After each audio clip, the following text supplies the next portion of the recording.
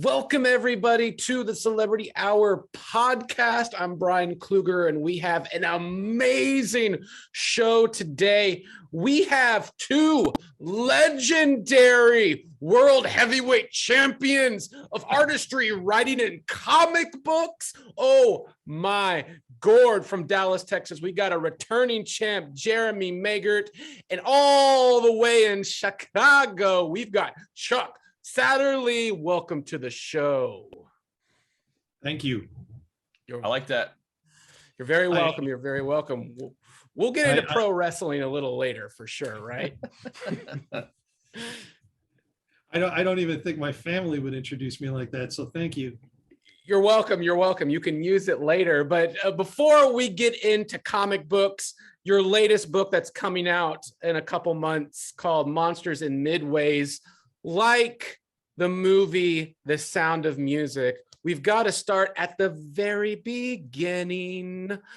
Jeremy is a returning champion. Everybody knows Jeremy on the show. But Chuck, where did it all begin in comic books with you? Was it something you picked up off the shelf at the local store, or when did it all begin with you in comics? Well, I'll be as concise as I can. I'm a writer, therefore it is hard. I grew up in Chicago, and in Chicago, on the north side of Chicago, there's a corner called Western and Wilson.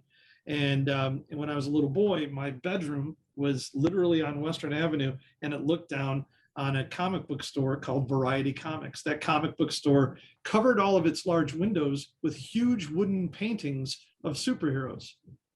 And so I would look out my bedroom window, look down, and I would see Captain America, Superman, Batman, all of them, the Hulk. And, because I'm so freaking old, some of those characters were only about, 7, 8, 9 years old. Spider-Man, for instance, created in '63, and I'm talking 1973, so 10 years old. And they were exciting, they were amazing. And being an only child of a mother who is a single mother, she was working all the time. So when I was home from school, there was nobody there. So I'd look out my bedroom window, look down on them, and then honestly, they would transport me to worlds. And so I think I had no choice from an early age. I was destined to always be connected to, in some fashion, altruistic superheroes that would take me to places where I was never able to go. Now, do you remember the first comic you picked up and actually read? Yeah, I really, really do. It was Marvel, even though I'm technically a DC guy at heart. It was Marvel. It was Hulk, and I guess I'm lying. I don't remember the exact book, but I remember it was Hulk, and I remember that the owner of the comic book store was a curmudgeon, and he hated that I actually had like 50 cents or $1 so I could literally buy stuff. So I had the right to be in there, because he would have taken any opportunity he could to get me the hell out of there. Because I was like, so what is this? What's this? What does this guy do? Wait. I absolutely made him, I gave him fits, so. As you should. And was there a particular moment, Chuck, when you realized you were reading a book and you said to yourself, like an outer body experience, like, hey, I can do this. I can write. 16 years old. Kruger Hall, Benedictine, or no, excuse me, not that, 16 years old, bedroom, Glenview, Illinois, Dark Knight Returns, and it was Frank Miller. It was Two-Face's henchman going into the room, and he said, "Face." It was Batman, and Batman closes the door and closes in on the guy who's on crutches, and he says, and the bad guy goes, "You can't hurt me. I got rights." And Batman says, "You've got rights, lots of rights. Sometimes I count them just to make myself feel crazy. But right now, you have a piece of glass shoved into a major artery in your arm. Right now, you're bleeding to death. And right now, I'm the only person in the world who can get you to a hospital in time." And that moment I was done for. I had to make comic books because Frank Miller made it so amazing for a 16-year-old. I was like, I got to do this. I have spent the next 30 something odd years trying to be like even one infinitesimally bit as amazing as Frank Miller is. But that's the effort to strive to. But yeah, that was the moment. Oh, that's incredible. That's incredible. Oh, Frank Miller. It's so good. And Jeremy, I want to go to you with the artist style. I mean, I've known Jeremy since you were 10 maybe, and I was 5 or 6. Something around there. Yeah, something around there. And so I know you've always been into comics and music. So this is just like this new comic book, Monsters and Midways, like the perfect like tag team of awesomeness, all in your wheelhouse. But if I remember correctly, and correct me if I'm wrong, but was it X-Men or Spawn that really got you into the comic book world? Well, I mean, it kind of depends timing wise. I mean, the first thing that got me into comics at a young age was Spider-Man. Mm-hmm. And that was a combination of like the cartoon Spider-Man and his amazing friends. And also like we would go to the mall and there would be like the Walden books. And so we would get comics there. And I don't know if I chose them or they were picked out for me, but frequently what I would come home with is a Spider-Man comic in that regard. So there's that, but then I kind of got away from reading them, but then in high school, when I wanted to start learning how to draw people, I was like, oh, you know what? I'll go get some comic books because that's probably a great way to learn to draw people, which it is not, but that's what I did. And it was funny because I went and I was like, oh, I like Wolverine. I'll get some Wolverine comics. And I picked up, as it would happen to work out. And I don't know if it was new at the time or if I just got it out of a Wolverine bin, but there was Wolverine 75, and it was the issue basically like right after he had lost his adamantium. And I had no clue what was going on, but it was drawn by Adam Kubert. And I remember that was the first time looking at a comic book that I could look at art and recognize that not all artists were of equal skill level, is that I guess a nice way to put that. And that Adam Kubert was clearly way better than a lot of other people. And that was kind of a moment where I really got hooked on comics in terms of like wanting to draw them, was seeing his art in that book. And there's like a moment towards the end where he's like sitting on the ground outside with Jubilee, and they're like just having a conversation, and just the whole thing is just so beautifully illustrated. Just love that scene so much. Oh, that's okay. I like that a lot. Was it that book, that Wolverine book, that you were like, I'm gonna start drawing? Yeah, that one kind of got me beginning on the path of drawing comics. And then you had other things that I started to kind of get into around that time, and that's when like Spawn comes into play, and then I start discovering like Todd McFarlane and Greg Capullo and just all these amazing artists that were kind of like my next step, kind of deeper into it after like that kind of like Adam Kubert run on Wolverine. And how did you figure out that you had this talent to illustrate, to draw? I don't know if I really felt like I had a talent for it as much as I just liked to do it. You had mentioned like music, and in truth, between guitar playing and the comic art, I felt like in terms of natural talent, I had much more natural music talent. But the benefit is that I'm not a guy that has hobbies, so when I start doing something, it's with it's with a great degree of intensity and focus. So like I always make the joke, I don't play golf, or start doing things like that, because if I started playing golf in a year and a half, I would be like semi-professional and massively obsessed. So You know, I just the comic stuff I feel like comes out of less of like a natural talent and more of just like a lot of honed like focus and practice. All right, all right. I like that. And Chuck, your resume of comics is pretty great. Kong, King of Skull Island, Bitter Souls, Heretic, Smoke and Mirrors. How did you first get into the business? Well, I knew I wanted to make comic books. It was in the 90s. I was in my 20s, and it was a different world back then.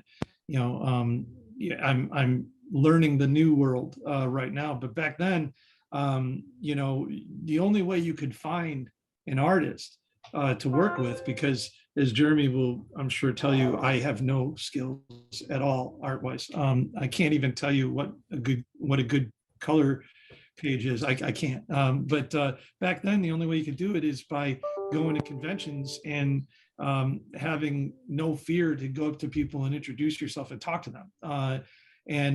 So at a Chicago convention in like 93, 94, I met an artist named Ron Stern, and we had an idea.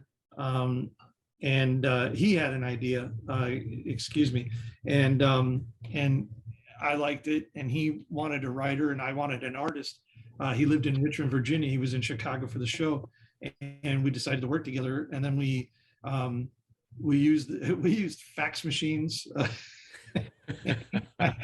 I'm so embarrassed, but we used fax machines and what have you, and we put together a comic book called Agony Acres, and we. Back then, we sent out Xeroxed ash cans from Kinko's, which then became FedEx Kinko's, which just became FedEx. And we sent those ash cans, put ourselves in like thousands of dollars in debt, sending them through UPS and FedEx to every comic book store, comic book creator, and movie production and television production company to get blurbs and such. And then we solicited through Diamond, and did our own thing and made it. We willed ourselves to actually make a comic book that was called Agony Acres. That was the first one. And then not a lot after that, but 10 years later, I had developed a relationship with Norm Brayfogle, and I had this idea for, I don't want to get too far into it, but I submitted, I met a lot of people, but I submitted a idea for, back when they were doing the Ultimate books, Ultimate Spider-Man, Ultimate this, Ultimate X-Men. I submitted an idea for Ultimate Doctor Strange, which had Doctor Strange as a Haitian Creole kind of voodoo dude living in the Garden District of New Orleans. I was fascinated with New Orleans, and it turned into A Bitter Souls. And I had sent an email to Norm saying, "Hey, I got this idea. I know you're Norm Brayfogle and all, but do you want to do it with me?" And he sent back an email that said, "Love it, yes." And I was like, "Holy crap! Holy shit!" And so we submitted that, and then I submitted another book, Smoke and Mirror, to Speakeasy Comics, which they accepted both. I was, as far as submissions go, I was like 0 for 400 by that point. And then I went 2 for 2 with one publisher. So that's what led to, so Agony Acres led to Smoke and Mirror and Bitter Souls, which led to some of the stuff with Marcosia. And then I ended up doing another book with Phil Hester called 13 Steps, about a werewolf with bloodlust issues who enters into a self-help program for monsters, drawn by the amazing Kevin Mellon. He's just fantastic. That's it. That's awesome. That's so cool.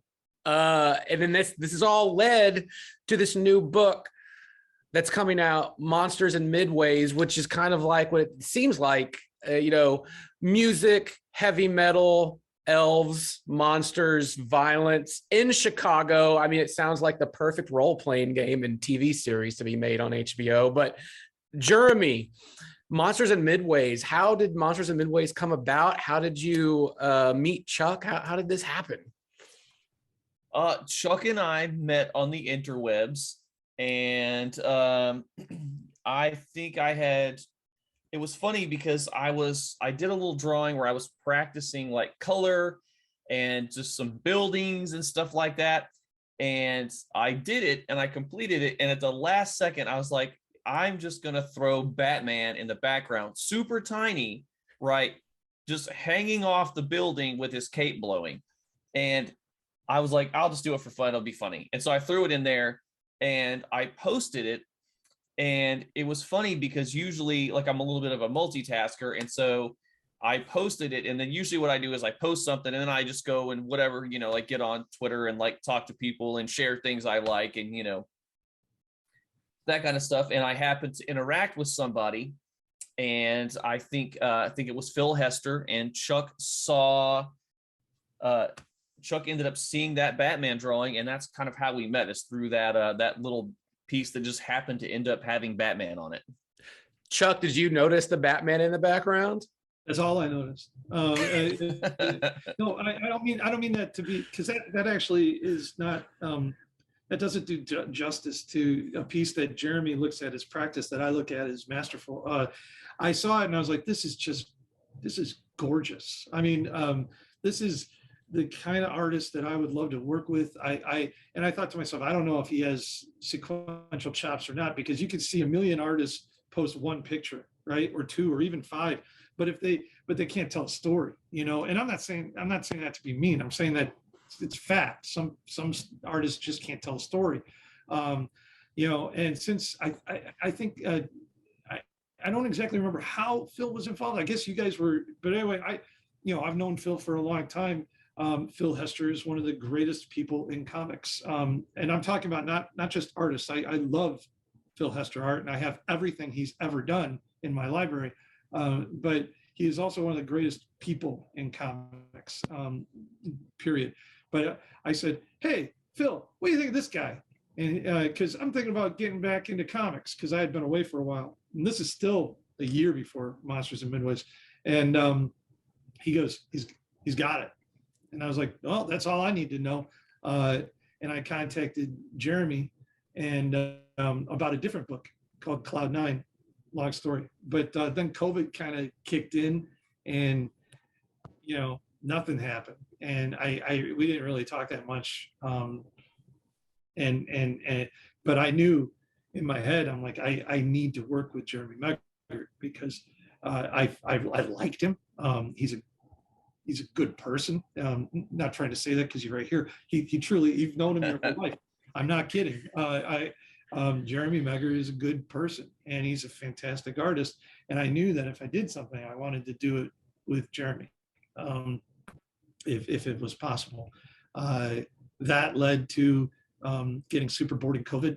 My business, in my other world, I am an insurance guy who does enrollments for benefits, but that was not happening. You can't meet with people in person during a worldwide pandemic, so I got really super bored, and I thought, you know what, maybe it's time to make comics again. That's impressive. And so, Monsters and Midways how did that inception start, and when did you two really start collaborating on this and realize, like, holy shit, we have something here? That is a funny story, because I will be okay. So you're a movie critic. Jeremy's a musician and a comic book artist, and I'm a comic book creator, writer. And I think that we can all agree that when you do something creative, everybody in your life who doesn't do that creative thing says to Jeremy, you know what would make a good song?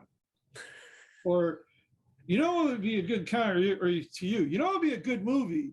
And they tell you. And I mean, no offense to any of my friends or family who, if they watch this, but normally those ideas are awful. They're terrible. Wow, are they bad? And so my neighbor and friend, Nick Goodwin, co-creator Monsters and Midways, said to me one day, you know what would make a good comic? And I went into immediately my mental defenses of, how do I tell him this sucks without being mean? But he started going off, and he started explaining this whole world that he had in his head. It wasn't a story yet. It was just an idea, just the seed. but I was like, well, holy shit, he's right. This isn't that bad of an idea, and it's going to take some work and some tweak, and I kind of filed it away. And then when I got bored, like I explained before, I called Nick and I was like, you want to make a comic? That's not a bad idea, but I need to write it because you don't know what you're doing. And Nick will agree. I think Jeremy will agree that Nick would agree that that's the case. But we worked on it together. And then when we were thinking about an artist, I was like, we don't have to look very far. I already know the guy.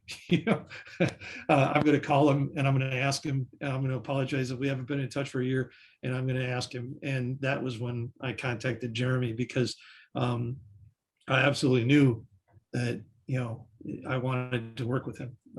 If you get to see Jeremy's work, you're going to know that, and I mean this sincerely, every single publisher who may have passed on after looking at his stuff is an idiot. So Jeremy, basically, I feel like, knowing you for so long, Monsters and Midways is a story of you, guitar player, fighting monsters and whatnot. Is this true? That's not a bad angle to take. Dave is a lot different than I am, though. That's for sure. The main character, Dave. Him and I are very, very different. So when you came aboard this story to write the art, have you used any of your past moments playing guitar on stage or in the music biz world? Because you've released, albums, you've released all that. Is there anything you put of yourself into Monsters and Midways? Not yet really with that. There's only been kind of one moment that we've had where it's specifically been like Dave on stage, but the benefit is that I have in that area is that, when Dave's on stage, and I had to basically create the inside of the club, I know what amps are going to be on the stage without having to do a lot of research. All of that I can keep fairly historically accurate. I know what amps he'd have up there. I know how tall they are in relation to the other people on the stage and the drum riser, and so that definitely was kind of fun to get to draw that, and then there's a scene where he walks out into his living room on one of the first few early in the book, and he comes out, he just woke up and he's got a flying V laying on the couch, and so that was fun to draw too. So that's awesome. That's awesome. So Chuck, Monsters and Midways, it might sound familiar to a few people, especially in the Chicago area. Can you talk to me about a little bit of what Monsters and Midways has to do with Chicago Bears? Well, so yeah, we're a football family, and the name Monsters and Midways is reminiscent of the Chicago Bears nickname, the Monsters of the Midway. The Chicago Bears used to play a long time ago near University, it has to do, the Midway has to do actually with the University of Chicago, which is in Hyde Park in Chicago. There's a literal area called the Midway, and that's where you get the Midway from. In Monsters of the Midway, monsters meaning they're tough dudes. You wouldn't know that by their record as of late, and Matt Nagy being fired literally yesterday. But yeah, it's a play on words because it takes place in Chicago, hence the Midway, and there are monsters in it. That's kind of the end of it. Jeremy was nice enough to throw Soldier Field in the background of the first issue's cover, and there will be a battle there in Soldier Field at some point, but it's just a Chicago reference because it takes place in Chicago. The funny thing is that the main story takes place in '76 Chicago, but the series bounces around, I think, to Jeremy's pleasure, perhaps not. It bounces around from different time periods and locations throughout history, and made up history. Merlin and Arthur, Pompeii, Salem witch trials, Vietnam War. There's tons of stuff in there, but the main crux of the story is 1976 Chicago. That's cool. That's cool. And, you know, writing, I guess, in these different time periods, do you draw inspiration from other places when you go into different time periods? Yes and no. Yes. I mean, this story itself, I think, calls for, these wizards are, I mean, think Highlander. They're immortal unless they're killed. They if they're not murdered, they're going to live forever. And because they've been around such a long time, we get to play with that. By having different periods and working it into, like, in the time of Arthur, our wizards are Merlin and Morgana. We have them show up in the Salem witch trials. Anywhere where there's magic. We also, in the world of Monsters and Midways, there's dark magic that seeps from the earth and are sealed by the elves. The elves are masters at sealing this dark magic seeping out. The dark magic mutates animals into monsters. It creates havoc and is responsible for earth-shaking events, and all of the monsters that are mythical. Loch Ness monster, result of dark magic. The abominable snowman, Bigfoot. They're all dark magic mutated animals, and in our world. We're inspired by different world events. And it's a challenge to work the magic and interweave the Monsters and Midways world into that to explain all of these other actual, some actual events and some mythic events and mythic animals.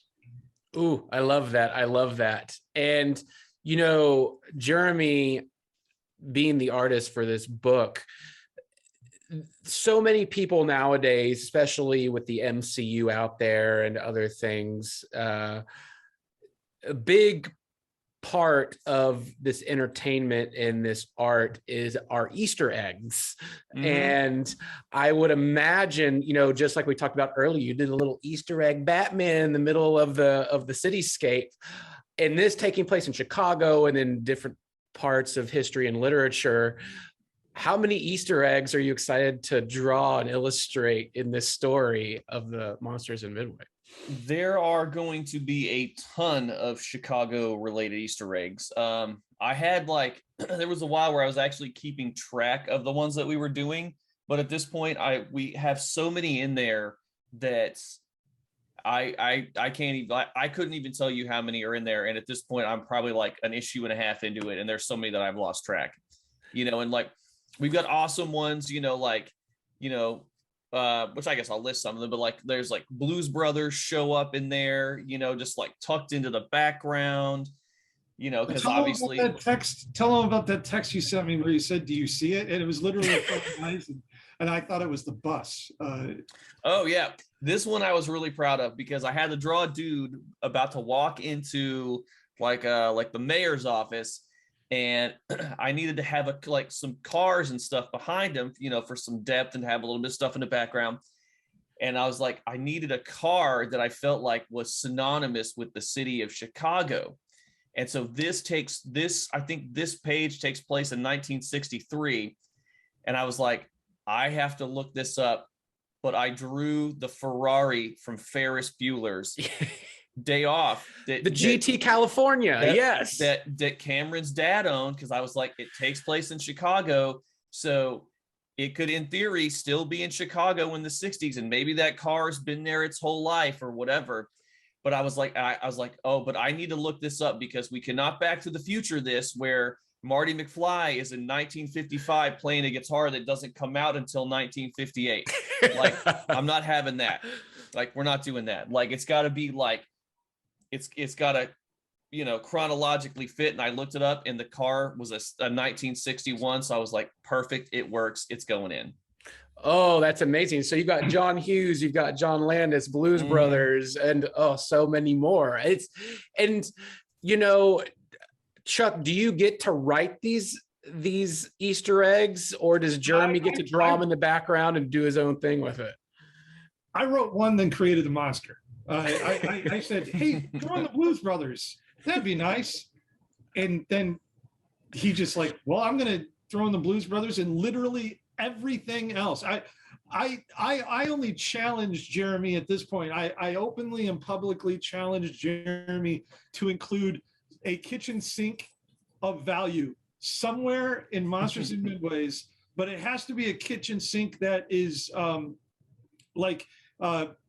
been prominently featured in some Chicago movie or book or story, somehow, some way. Okay. I will say though that I do intend to at some point include a reference, even though it was prior through to H.H. Mencken, the world's first super serial killer, stuff like that. But no, Jeremy pretty much does that. I think it's part of the fun for Jeremy. I would like to. I don't know if you're going to go into it, but I would like to talk about that. He is so great to work with because, I'm working with a few artists right now. One of them is Neil Van Antwerp, and I'm on another book on Older Gods. But Jeremy is so anticipatory. He has a great sense of page design, and so I'll write a page, in the past, if an artist, even Norm, if he made a change, I'd be like a little bit nervous. But man, Jeremy, I'm not nervous. I just look forward to seeing what he comes up with from my script page. It is a absolute sincere joy to see the pages when they come in. Yeah, Jeremy, how's that process work? Do you kind of storyboard like the page first, or do you just do you plan it out, or do you just start drawing and it takes place from there? There's a lot of planning out with this book. There's more planning out with this book than anything I've ever done, and it's a couple things. One, it's because this book takes place in so many specific areas, right? And there's so many historical details that this book is more labor intensive, I think, than anything else I've ever drawn. But also, I usually use a lot of photo reference anyway, but this book is like a mountain of photo ref. My phone is full of just, not only, do I pose for a lot of the pictures myself for the stuff that you see in the book, but but it's that's not that you watch it. So for example, there's a scene where we have soldiers in a Vietnam jungle walking at night in the rain, right? But I want to make sure that their uniforms are as accurate as I can possibly get them, with drawing them a little further away, because I have to show the jungle and the night and the rain, right? So we're not in super close. So the important deed is not their uniforms, it's everything going on. But I want to make sure that the helmets are right. I want to make sure that the uniforms are right, that the weapons are as era specific as I can get them, so you have a lot of stuff like that kind of makes it. But also there's things that I'm really trying in this book to bring a ton of dynamics and just energy and on these pages. And so the layouts, I spend a lot of time. There's pages where I've spent almost as much time just on the layout itself as the actual drawing of the page, and just making sure I've got the information is all there so that the reader can just look at it and understand, but also present it in a way that's just super exciting and just really leaps off the page. Because that's, we mentioned Spawn and things like that. I want people to the way I responded very emotionally, just when I would read Spawn and see those McFarlane pages and the Capullo pages and the two of them together, those that art just for me exploded off the page. And I want people to feel the same way when they read Monsters and Midways.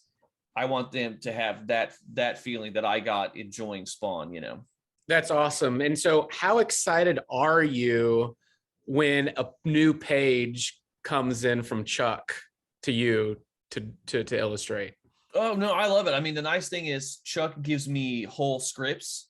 so I can read this, he'll give me a synopsis of an issue, but then like I'll get the whole script. And so I can sit there and kind of go through scripts, and scripts reading is always really, that's funny. It's really hard for me because as soon as I get the script, the second I like start reading like one page and I'm going through it, it's hard for me just to kind of read a script top to bottom, because I'm immediately like, I'm already processing it like visually, and my brain just immediately wants to go read one page and then do the layout, read one page and do a layout, rather than just kind of like reading through all of it, which is definitely the better way to do it. Awesome.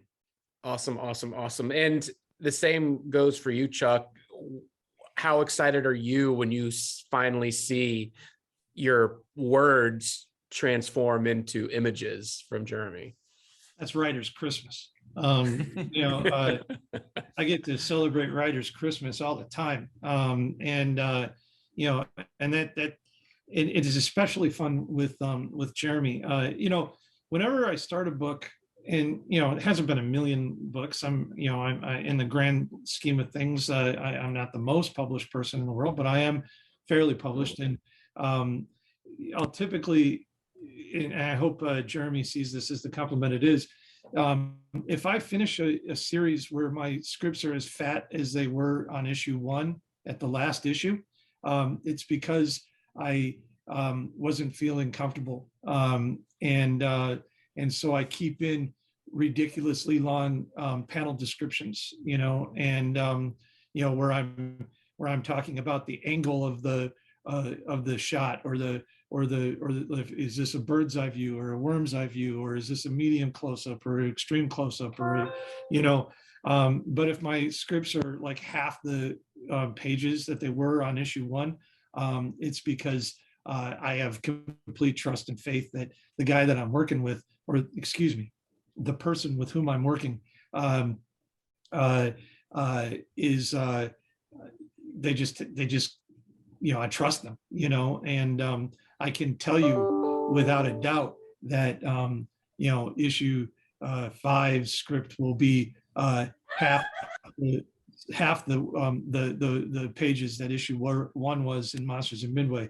For instance, with Norm Brayfogle, there was a scene in issue 6, which was the last issue of the first volume, where I simply, and maybe he wanted to punch me in the face for this, but where I simply wrote, "Hey Norm, they fight for 8 pages. Have fun."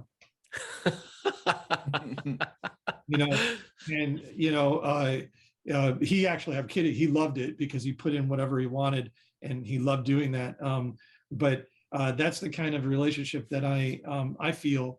Maybe Jeremy can confirm it or not, but I feel that Jeremy and I are coming very quickly to where I can just say, I can almost get to the point, I think, by the next issue where I could say this happens on this page, and Jeremy can.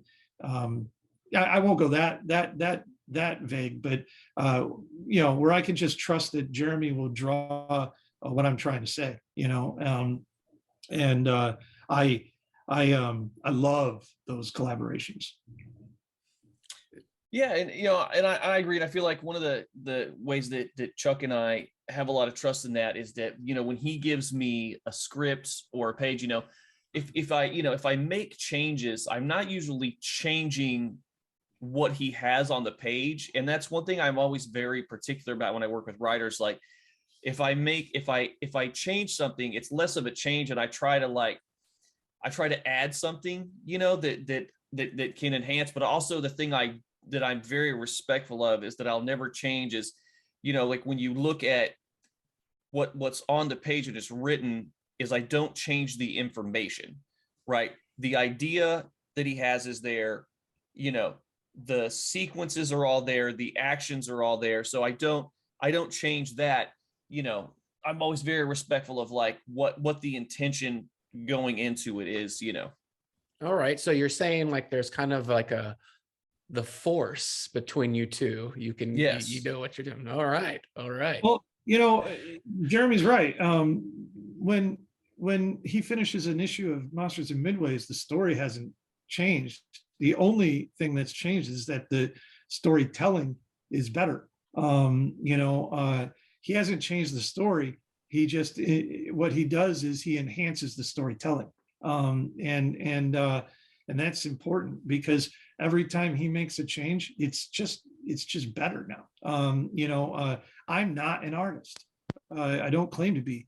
And a true collaborative effort in a comic book is a collaboration between a number of different people: colorist, penciler, inker, in our case, the same person, writer, letterer, and if every part of that collaboration has the goal of making it better, that's great. So I'm simply putting out a skeleton.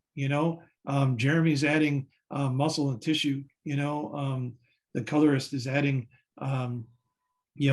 color and depth and body, and the letterer, you have to, lettering is so important. Back to football for a moment. Lettering is like the offensive lineman of a football team. If an offensive lineman is doing their job right, you never literally hear their name, because you don't notice, because the quarterback hasn't been sacked, or there's good pass protection or run blocking. It's only when a lineman sucks when you hear their name. Right. And those poor letterers, they can make or break a comic. Speaking of Spawn, right, Jeremy? Mm-hmm. We happen to have the GOAT of all letterers in the world. That we do. Oh my gosh. That's impressive. Yeah, I saw that. I just think that is super cool that y'all got the letterer of Spawn and many others to do Monsters and Midway. Past. Yeah. Tom Orzechowski, the literal world record holder for lettering. I mean, it's not hyperbole. It's true. He's in the Guinness Book of World Records for his run on Spawn. He has lettered every page of every Spawn book. It's crazy. That's so cool. That's amazing. That's amazing. So with Monsters and Midways, the book, the issues are coming out in April, but you have started this amazing Kickstarter campaign and for a hardcover book. And so I'm a sucker for oversized hardcover editions. I'm a sucker for coffee table books. I'm a sucker for big art. And this Kickstarter is exactly for that, correct? Yeah. Do you want to talk about it, Jeremy? Yeah, sure. Yeah, I mean, that's what we wanted, because we wanted to have, we knew we were going to have the floppy books basically hitting comic shops in April, and then you'll have one of those a month, and then a trade, like a soft cover trade. But we really wanted to make something, because we know that there's there's the comic shop audience, but then there's also the audience people that are that just want the hardcover. They like the nice fancy books, and I'm one of them too. I don't have a whole lot of them, but the ones I have, I love so much. And we really wanted to make a product that was for those people as well too, so they they don't kind of feel left behind, and they can have if you want the stuff, if you want the books, you like the single issues, cool. If you like a soft cover, we'll have that. We just wanted to have something for everybody. We also didn't want to infringe on our publisher. Our publisher is Second Sight Publishing, and they're a small publisher, up and coming, one of the few Black-owned comic book publishers in the nation. And they're doing everything they can to put out good product in retail stores, and we didn't want to infringe on their effort. So this is the this is the DVD with all the extras, the commentary and all that. This book will include all of the stories, all of the pages of story. It'll also have an incredible cover gallery, but it's also going to have all of Jeremy's character design sketches when we started. It's going to have script pages and notes. Nick Goodwin and my notes from when we were developing the story, the handwritten stuff. It'll have all that in this book, and that won't be in the trade paperback. The trade paperback will be the story. This is going to be all the extras, everything. Yeah, so basically this is the Criterion collection of Monsters and Midways all in one. I'm very excited about this, folks. Yes. I have purchased, I've done the Kickstarter for this. I highly suggest you do. You can click that link in the video and on this show. Yeah, do it. I mean, this is what all the art books are about, and you getting this hardcover. I'm super excited about this. Thank you. Yes. We are as well. This is both Jeremy and my first Kickstarter. I apologize in advance to Jeremy and Nick for any rookie mistakes that I make in this Kickstarter, but we're doing everything we possibly can to make it a successful Kickstarter. We promise that this Kickstarter will be of the quality that is deserving of the price. But there are other options available. You can get the digital format, or you can, in this Kickstarter, you can also get the subscription service. If you just want to sign up to have us send you the floppies, we could do that too. So That's it's awesome. it fits any budget. That's super cool. That's super cool. So I have like a serious question for you, Chuck. You mind? Okay. Why is the 1933 version of King Kong one of the best movies ever made? Wow. Okay. Well, I'm in a small group of people who have actually written King Kong in comics and movies. True. I think there's less of us than there have been the American presidents. The animation for back then. That I liken that to being 6 years old and walking in the 1933 Kong. I feel like the people who walked into a theater and watched that felt like I did when I saw Christopher Reeve fly as Superman. The special effects in that movie for the time were mind-boggling and innovative. I believe. I mean, and I feel like that. I feel like the same feeling is probably what I had when I saw Christopher Reeve flying. No, Is that a good answer? that's a great answer. It's a great answer. King Kong is what I have two favorite movies of all time, and one of them is 1933 King Kong. Yeah. I do love it. And then Jeremy, a serious question for you now. Fire away. So, who is the most important character in Star Wars ever, and why? Oh, ever and why? I mean, I think you probably, my favorite, I don't know, but I probably would say the most important character. I would probably put the most important overall at Darth Vader / Anakin Skywalker. And why is that? I feel like the whole thing at the end of the day revolves around Anakin / Darth Vader. You know, everything is about, like, you know, him becoming a Jedi. It revolves around, you know, him betraying the Jedi, him becoming Darth Vader, you know, his eventual, like, redemption. And even when you go into, you know, like the most recent trilogy, still everything comes back to Anakin Skywalker / Darth Vader. That's impressive. Sorry, I got the dog barking in the back. The dog bell went off. All good. So she's good. Give it a second. She's funny. I think it's deliveries, probably movies and swag or something. Bug dog, what you doing? You tell him hello? All right. So to round this out, I got to ask both of you. I'll start with Chuck. Are there any particular scenes or moments in comic books that have always stuck with you over the years? Moments, particular scenes in comic books that you wake up and you're like, fuck, that story, that little moment was so good and inspires you in your creative life. Kind of coincides with creators I like. I already talked about the Dark Knight moment. I would argue that one of the times when I thought art could be art didn't have to be Neil Adams and John Buscema and Jack Kirby. When I first saw Phil Hester's Swamp Thing back in the day, that opened up my eyes to a different world.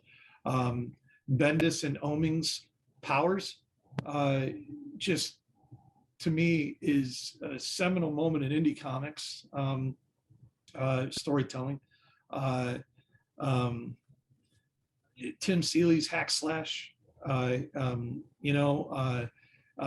of the things that I felt as far as the business of comics, the creation of Image, Quesada and Palmiotti's Event Comics, all of that.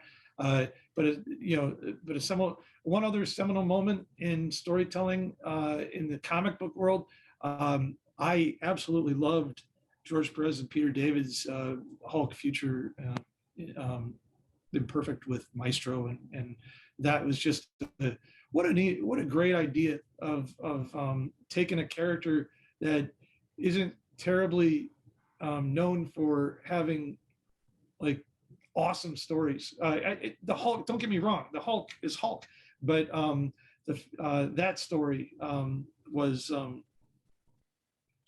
fantastic, and then I would say Brian Augustin's Gotham by Gaslight, when that gave rise to the whole idea of Elseworlds, and I would argue created the way for Ultimates, even taking these characters and putting them in different places.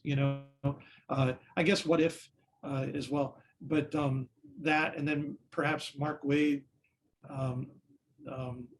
Kingdom Come, and Kurt Busiek, both Alex Ross, of course, Marvels. Oh man, those are some fantastic moments. You done your research, haven't you? I simply lived. I'm too old. I'm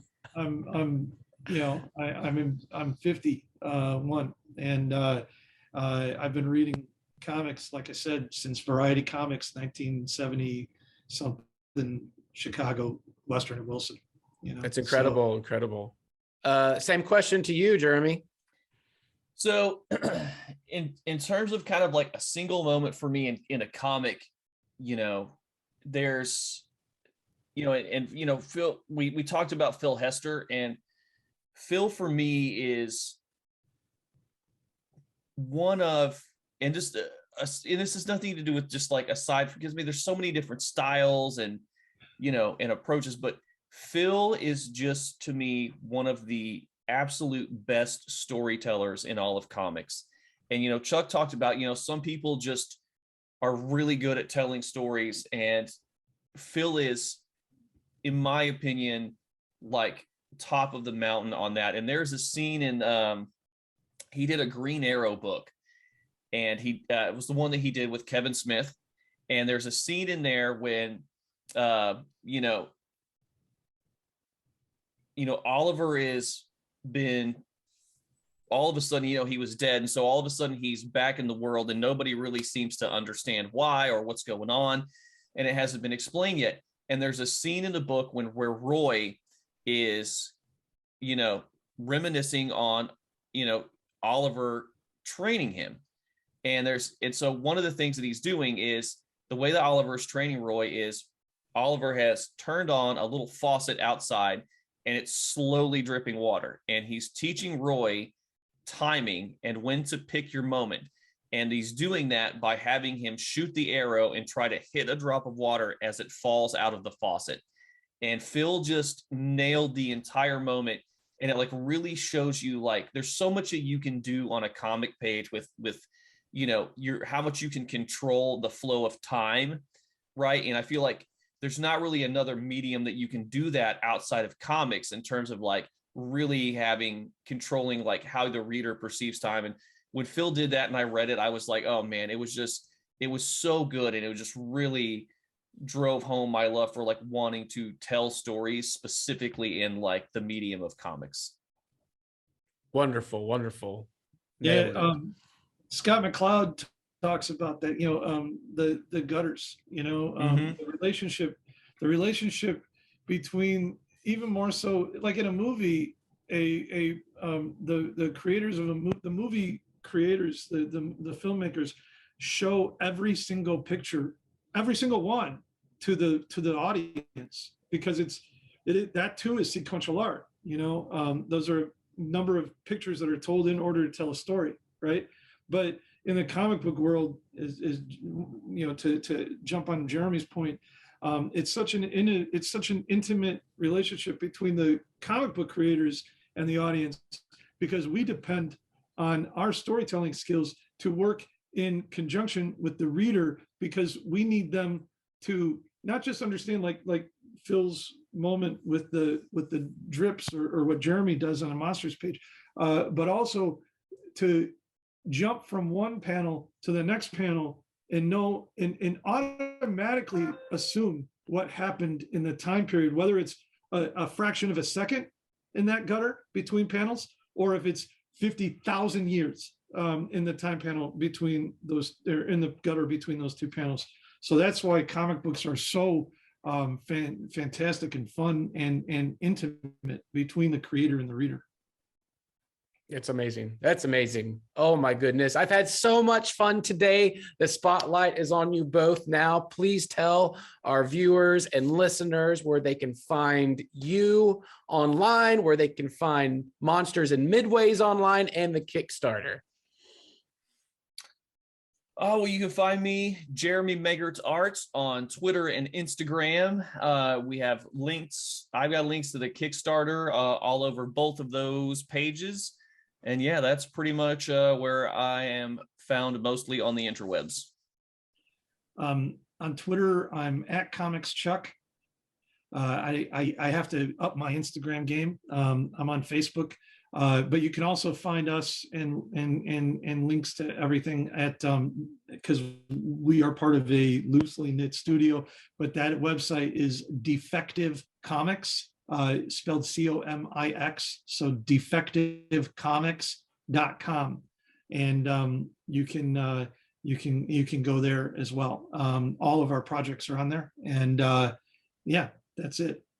Visit that Kickstarter, folks, and I can't wait for you all to read Monsters and Midways. This has been so much fun. Thank you. Thanks for joining. Yes. We appreciate your hospitality. Thank you for having us. Absolutely.